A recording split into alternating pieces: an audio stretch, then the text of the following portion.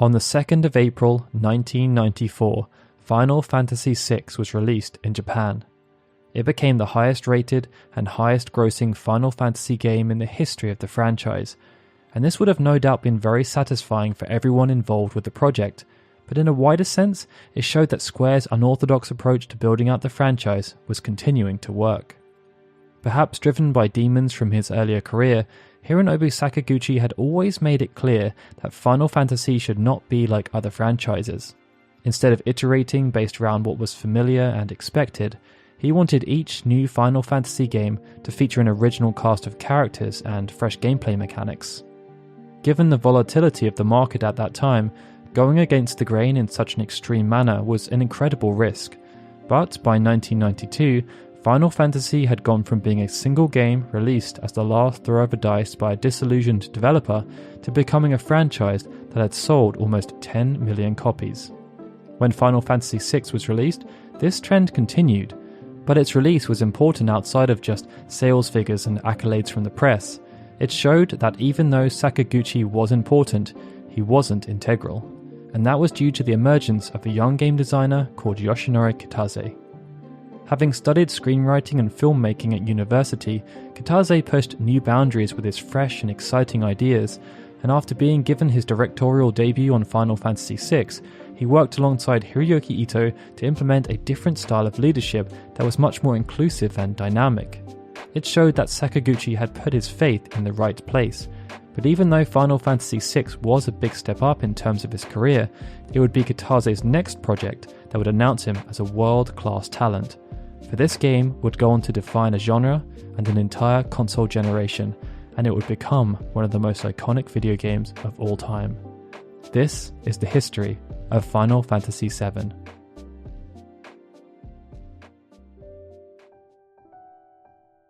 Innovation, risk-taking, striving for perfection. These values were fundamental to Square, and when Final Fantasy VII was released in 1997, they were on display for the entire world to see. Critics were blown away by the quality of the final product, and significant adulation was showered upon it by gamers around the world. Many had never experienced anything like it before. Final Fantasy VII stood tall and proud.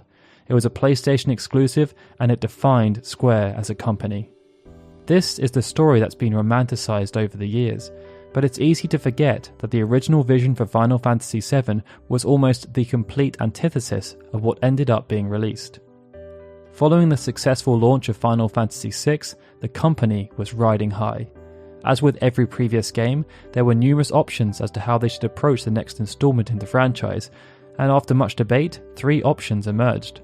Option 1 would see them release Final Fantasy VII on the Super Famicom, but with a similar art style to the previous entry.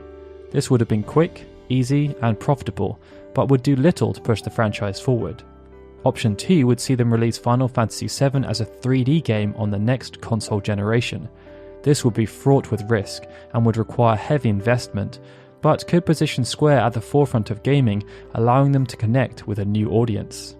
Option 3 would be the happy medium. Final Fantasy VII would be developed for the Super Famicom, but with a brand new art style and more complicated mechanics. Each option had clear benefits, but when this decision was being made, senior figures at the company were going through something of a shift in mentality. To try and help their business grow at a much faster pace, Square was in the process of being floated on the Japanese stock exchange. This would have no doubt been very exciting, but as a consequence, there would have been shareholders to please and unnecessary risks would need to be avoided.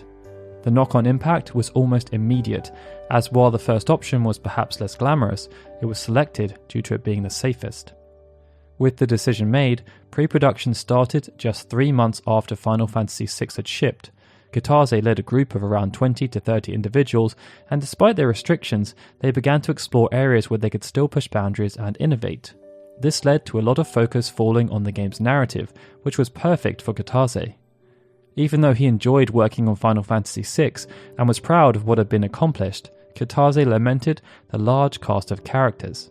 When conducting his post-mortem, he concluded that the volume of characters made it difficult for the story to follow them all, and as a consequence of wanting to give each one their time to shine, it ended up becoming bloated. To ensure this didn't happen again, Kitase created an overarching theme for Final Fantasy VII, density over length. He envisioned a game that would be quick to finish. Substance would then be added by how well developed the story was, and by creating branching paths, he believed players would be encouraged to play the game multiple times. Having been inspired by The Godfather Part 2, Kitase's initial vision was to create a narrative that would be set in 2 time periods.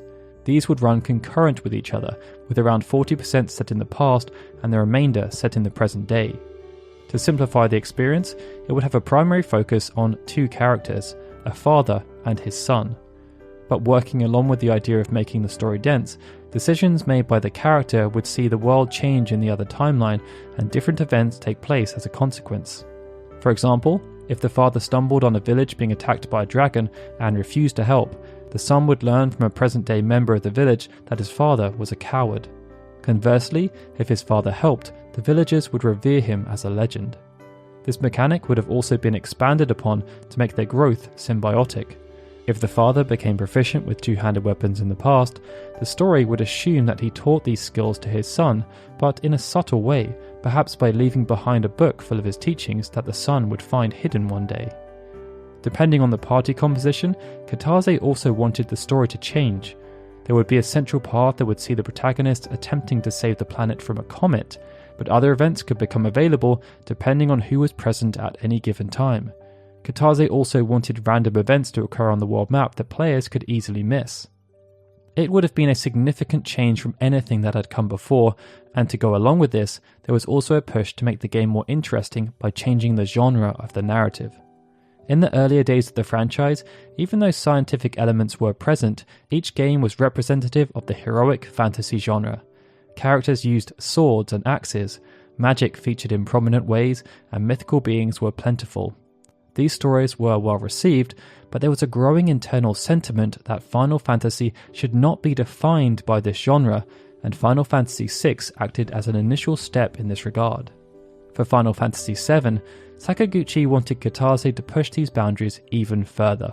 So while myths and legends from the heroic fantasy genre would still be there, they would now be used as a framework for a narrative with loftier ethical aspirations, and ecologically conscious evangelism would be layered on top. Central to this was the theme of life. Having been affected by the passing of his mother while working on Final Fantasy III, Sakaguchi started to theorize about life and how it dwelled in things. Many of these thoughts were internalized, but having lived with these thoughts for long enough, Sakaguchi felt Final Fantasy VII could be used to explore some of his theories, like planets and people sharing the same basic energy and being linked in an intrinsic way. Set on deviating away from the heroic fantasy genre, Sakaguchi suggested that Kitase use film noir as a base. To keep things traditional, he proposed that New York City could be the setting, and the story would focus around members of an organization who were attempting to destroy reactors, all while being pursued by a detective named Joe. Kitase and his team toyed with these concepts for around 2 to 3 months. They continued to layer in new ideas, creating characters who could exist in this universe, and a prototype was even developed where Locke was used as a placeholder character. Everything was going well, but all of a sudden their work was paused with immediate effect, as another project of more import had entered into a state of crisis. That project was Chrono Trigger. After the release of Final Fantasy IV, Square had been desperate to move away from using ROM cartridges due to the lack of storage space. When they learned that Nintendo were collaborating with Sony on a CD-ROM expansion for the Super Famicom, they were very excited and started developing Secret of Mana to make use of this new technology. But after the proposed peripheral from Nintendo and Sony fell through, they were forced to revert the game back to releasing on the standard ROM.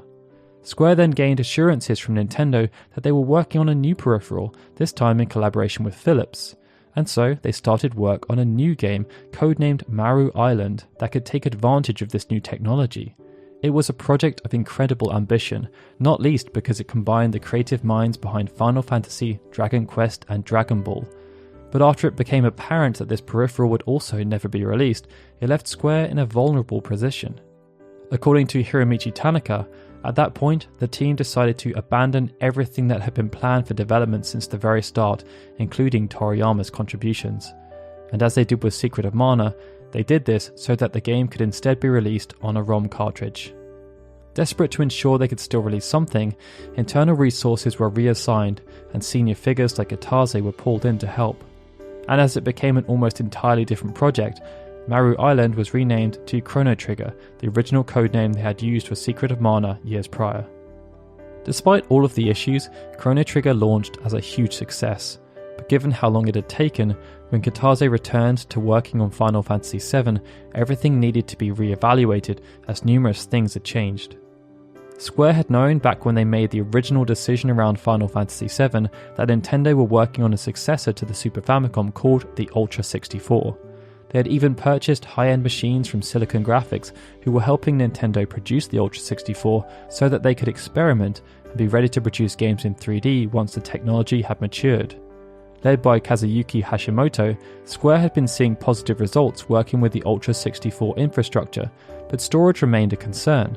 Unlike the Saturn and the PlayStation, the Ultra 64 would continue to use cartridges, and this would restrict the ability to use cinematic sequences. To counteract these concerns, Nintendo revealed that they were again working on a peripheral. This would be called the 64DD, and this was planned to release a year after the now newly renamed Nintendo 64. Convinced by Nintendo's plans, Square continued to experiment with the N64 infrastructure, and a year later at SIGGRAPH they demonstrated their efforts. Many of the attendees were a bit confused by what they saw, but Michael Jones, who was an engineering director at Silicon Graphics, was impressed, and it gave Square confidence that they were pushing in the right direction. Having been such an avid follower of film, Kitase had always been keen to see video games venture into the realm of 3D, and after seeing how much progress Hashimoto's team had made in the time they'd spent working on Chrono Trigger, Kitase was able to convince Sakaguchi that releasing Final Fantasy VII on the Super Famicom was no longer a viable option. The time was now ripe for them to leap into the unknown and create the first 3D Final Fantasy experience. After receiving the green light, Kitase began to build out a team in secret to work on this new vision for Final Fantasy VII, unofficially for the Nintendo 64DD. But they were not able to make much progress as Square severed ties with Nintendo before they could even complete a visual concept. Friction had been building for many years over Nintendo's inability to release a system that could utilize CDs. There had been numerous false dawns which had caused a lot of unnecessary pain for Square, and with regards to this new generation, Square were often rebutted when they voiced concerns about how poor the N64 performed in comparison to, say, the PlayStation. There were also rumours that the 64DD would be delayed, and it became apparent that sticking with Nintendo was to the benefit of nobody other than Nintendo. And so, at the start of 1996, Square announced that they would be developing games for the PlayStation via a TV commercial, where they also announced Final Fantasy VII as a PlayStation exclusive. Given the huge ramifications of this decision, Square knew that they had to make a game that would deliver. So, in a complete reversal from their initial plan for Final Fantasy VII, they decided to bet the proverbial house on the game performing. To ensure the game shipped within a year, Kitase's team expanded from the typical 20 to 30 to almost 150 people. He was inundated with 3D artists and programmers, and Square invested heavily in ensuring everyone had the latest technology at their fingertips. Square also reassigned all of their top talent to make sure the game's art, music, plot, and gameplay could make the successful transition from 2D to 3D. It piled on a ton of pressure. The team had to learn fast and adapt to the changing environment. They also had to face up to the reality that much of what they had worked on before needed to be either scrapped or changed in a significant manner, something that, due to working with Nintendo on so many Phantom peripherals, they at least had experience with. It forced Kitase to revisit the initial story drafts, but thanks to the break in production, this was made somewhat easier as other writers and team members had submitted scripts and potential story arcs. Kaoru Tanaka, for example, came up with a fleshed out story that, in part, focused on a soldier with multiple personalities. Motomo Toriyama also proposed a story that would see characters given dreams by gods and special powers granted to ensure the dreams became a reality. As they did not fit with the vision Kitase had, many of these ideas were rejected for use in Final Fantasy VII, but that didn't stop Kitase from cherry-picking elements from each that he felt would work with the new narrative that he was crafting. Elements from these scripts that weren't used ended up being transferred to other projects. Parts of Sakaguchi's draft were used as a basis for Parasite Eve. Tanaka's script was largely used for Xenogears, Toriyama's was used as a foundation for Final Fantasy XIII, and Kitase's own initial narrative concept became a basis for Final Fantasy VIII. It showed how pragmatic Square was as a company. They trusted their employees to come up with solutions, and even if they weren't right for that particular moment, they would make sure effort did not go to waste. Kitase's management style embodied this philosophy. Due to how fast-paced everything needed to be, many elements of the project were in constant flux. From the outside, this would have no doubt seemed very stressful and unorganized, but there was a method to the madness, as Kitase welcomed collaboration in all forms and encouraged his team to have lots of informal conversations. He empowered people to maximize their talents and get involved with aspects beyond their literal job description. This led to ideas coming from a wide variety of sources, and even though they may not have all been winners, Kitase used specialists to channel these ideas. This helped to create a product that worked with his wider vision, but it also made it more natural and inclusive as it allowed people to focus on areas of passion. Acting as the epitome of this was Tetsuya Nomura. At the time, he was still quite junior within the company, but he had been given responsibility during the development of Final Fantasy VI, and he liked it. When he realized Kitase wanted to move away from the story focused on a father and son, Nomura assumed there would instead be a traditional hero and heroine. This saw him design Cloud and Aerith, despite not receiving 100% confirmation that those characters were even needed. Nomura then came up with personalities for these characters and possible storylines, despite it not being required. It was Nomura who suggested that Cloud should be a former soldier who was in pursuit of Sephiroth, and it was also Nomura who suggested that Cloud should be someone who was searching for their identity and had no active stake in saving the world. Gunnar Blow, who was renamed Barrett Wallace, was developed in the same way, as was Red 13, and it was the job of people like Kazushige Nojima to look at what Nomura had done and see which of his ideas, if any, could be used. The creation of Red 13 was of particular note in this regard, as there had never been a quadrupedal character before in a 2D Final Fantasy game, let alone a 3D one. As they were venturing into the realm of cinematics, it took some time for the rest of the team to figure out if Nomura's designs could even become a reality, as he had not discussed it with them beforehand. Unlike these initial four characters, the design of Sephiroth was much more collaborative. Kitase worked with Nojima and Nomura to formulate the type of character he would be and how he would fit into the wider story, and one of the inspirations was Jaws. Kitase felt there was quite a large appeal in having a threat that was known about but remained unseen until much later in the game. Due to how fluid development was, it allowed for this level of creative diversity even if the outcomes were unknown. Team members were encouraged to push each other, and very few decisions were ever set in stone. It was an environment that favoured those who dared to dream, and with new ideas being proposed almost all the time, characters could be cut or amended with very little fuss, even if scripts would need to be rewritten and cutscenes would have to be recreated. This was true for many aspects of the game, but one decision was locked in, and it had a profound impact on the entire development staff. That decision was Aerith's death. From the very start, there was an appreciation that one of the main characters may need to lose their life so that they could visualize Sakaguchi's notion of life cycling through the planet. The act itself wasn't that radical. Many main characters had died before within Final Fantasy games. What made this one so impactful was the associated weight and depth. When characters had died in past games, they had done so in stereotypical ways that fell into tropes often idealized in Hollywood. Focus was placed on an act of valor or bravery, and the death often took place at the conclusion of a big battle. It was great for storytelling, but there was no connection to reality. For Final Fantasy VII, they wanted the death of Aerith to be the antithesis of this. The event had to be tragic, unexpected, and irrevocable, and by doing it this way, they felt the player would feel the same sense of loss that Cloud and the rest of the party would have had in that moment. Such was the importance of this particular passage that once the team had decided Aerith would be the sacrificed character, Kitase took personal control of crafting the sequence to ensure it had maximum effect. They knew that music would also play a crucial role in amplifying this sequence, but Nobuo Uematsu chose not to have some grandiose score that would pull at the heartstrings. Instead, he wanted to craft a piece that represented Aerith's innocence and the tragic life she had led. The decision to have Aerith's theme play in the subsequent battle worked towards that goal, but it also spoke to their cinematic aspirations. Sakaguchi and Kitase had challenged Uematsu to create a more dynamic soundtrack and were adamant that there should be no repeated music where possible so that they could mimic movies. Uematsu took these suggestions to heart and chose to conduct numerous experiments that would push him outside of his comfort zone. One of these saw the typical up-tempo, rousing feelings removed from the main theme, as Uematsu hoped it would lead to feelings of insecurity and doubt. And for the final boss theme, Uematsu adopted a unique compositional style that saw him compose unassociated measures of music that were then rearranged like a puzzle. It was also decided that the allure of producing high-quality CD music should be resisted, and that the PlayStation's internal sound chip should be used instead.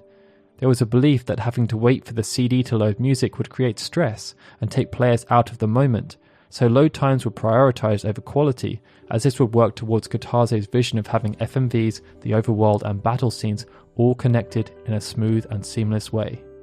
As Final Fantasy VII came together throughout 1996, each department was pushed beyond normal limits, and there were people often working 24-hour days. Such was the level of dedication they had to the project that Kitase even had to weigh up missing the birth of his first child if the game was delayed. What drove them was the potential to create something special and unlike anything that had ever been seen before. And when they saw the final product for the first time, there came a realization that a minor miracle had been performed. They had achieved what many had felt was impossible when the project had started. What was perhaps most impressive in this regard was how Square had adapted to creating an integrated cinematic experience. They had used cutting-edge CGI to show sequences in a level of fidelity that would have been unfathomable even a few years before, and they had joined this together with a world that was so far beyond what had ever been seen within a previous Final Fantasy experience. In preparation for the game's launch, Square worked hand in hand with Sony to maximize its potential, and when Final Fantasy VII shipped in Japan, everything went according to plan. Famitsu scored it higher than any previous Final Fantasy game, and it sold over 2 million copies in its first week on sale. But success in Japan was never in doubt, especially given the trajectory Square had been seeing. The real challenge was making everyone outside of Japan aware of just how monumental the experience was, and Square was somewhat apprehensive about taking this leap, at least in the initial sense. PlayStation was struggling to gain a foothold in North America, and Japanese RPGs were considered quite niche. Final Fantasy VI had also suffered from poor performance when it launched in North America, and there was a concern that Final Fantasy VII would do no better. That concern was not held by all though, and Squaresoft, Square's North American division, was completely revamped. Heavy hitters were hired, the office location was changed, and Sakaguchi set them the target of having Final Fantasy VII sell 1 million copies, a milestone not achieved by any other game on the PlayStation at that point. Sony were desperate for that to happen too, and gave Square very favourable terms if they could act as publisher. They believed Final Fantasy VII could sell around 750,000 copies, and produced a comprehensive marketing plan listing out how they believe this could be achieved. To ensure they hit that milestone, a marketing budget of over $40 million was assigned, and 75% of this was spent outside of Japan. And when it launched some 9 months later, this budget seemed well worth it, as Final Fantasy VII became a sensation. GameFan called it the greatest entertainment product ever created, stating it was a prime candidate for being the perfect video game. Game Informer called it the best RPG ever made, and GameSpot said it would rank as one of the best games you would ever play. Thanks to these accolades and the huge marketing push, Final Fantasy VII managed to sell over 1 million copies in North America in under 3 months. When the dust had settled, over 3 million copies had been sold in North America, and another 2 million had been sold in Europe. Final Fantasy had become an international phenomenon. Such was the success of Final Fantasy VII that expectations changed for an entire genre. RPGs were no longer considered a niche product in the West, and much like they did when Dragon Quest launched in 1986, developers rushed to adapt their games to try and take advantage of the opportunity that had presented itself, and PlayStation became known as the home of the JRPG. For Final Fantasy, the expectant audience was now around 6 million people larger than it had been before, and it placed a significant spotlight on what would come next. Due to his work with Final Fantasy VIII and X, Yoshinori Kitase was largely able to satisfy that audience, but irrespective of whatever else Square has delivered over the past 20 years, the legacy of Final Fantasy VII has been cemented thanks to its iconic cast of characters, memorable story moments, and unforgettable musical score. This legacy was used as the basis for building out the compilation of Final Fantasy VII, and such has been the fervour around the original game that Square Enix announced in 2015 that they will be working on a full-blooded remake. They will use this experience to tell the unabridged version of the original game, spreading it across multiple parts and adapting numerous concepts to make them suitable for the modern era.